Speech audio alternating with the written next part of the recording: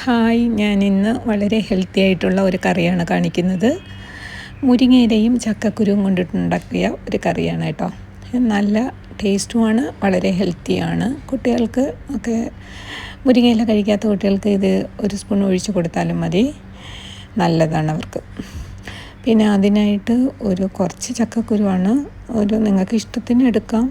ഇത് വേവിക്കാൻ വെച്ചിട്ടുണ്ട്. പിന്നെ മുരിങ്ങയില നല്ലോണം വാഷ് ചെയ്തെടുക്കണം.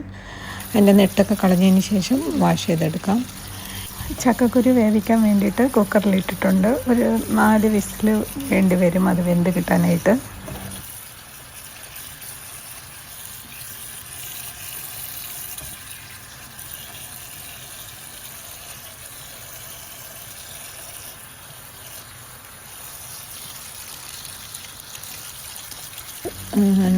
ആദ്യം മുരിങ്ങയില വേവിക്കാൻ വയ്ക്കാം.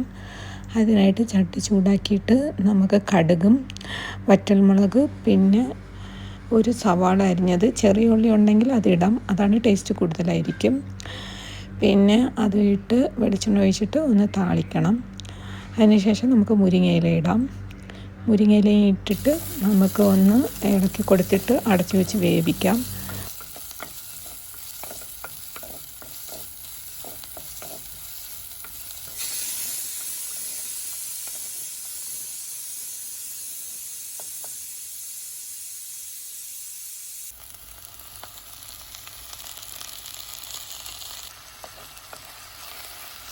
മുരിങ്ങയില വെന്തതിന് ശേഷമാണ് നമ്മൾ ഇതൊക്കെ ചേർക്കുന്നത്.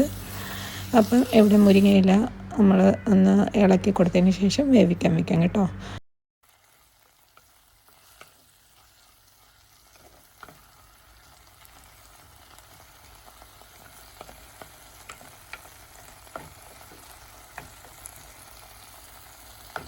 പിന്നെ വന്നിട്ട് നമുക്ക് അതിനുള്ള അരപ്പുണ്ടാക്കാം. അതിനായിട്ട് 1 കപ്പ് തേങ്ങ, പിന്നെ 1 പച്ചമുളക്, 1 സ്പൂൺ ജീരകം, പിന്നെ 4-5 ചെറിയ ഉള്ളി, ഇത്രയും ഇട്ടിട്ട് ഒന്ന് അരച്ചെടുക്കാം.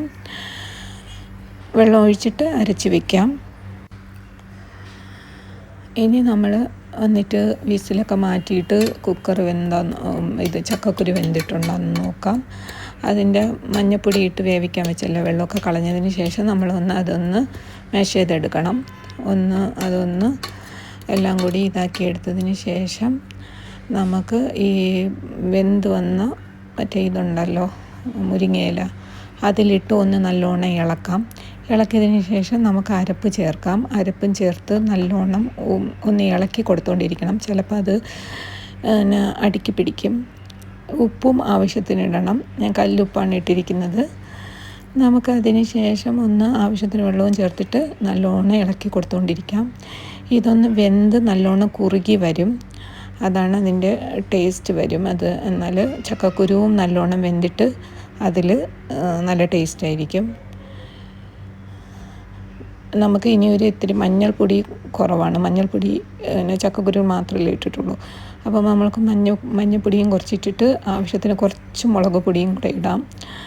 ഇട്ടിട്ട് നല്ലോണം ഇളക്കിയതിന് ശേഷം നമുക്ക് അത് ഒന്ന് വെന്ത് വരുമ്പോൾ അടച്ച് വെച്ച് വെന്ത് വരുമ്പോൾ നമുക്ക് എടുക്കാം.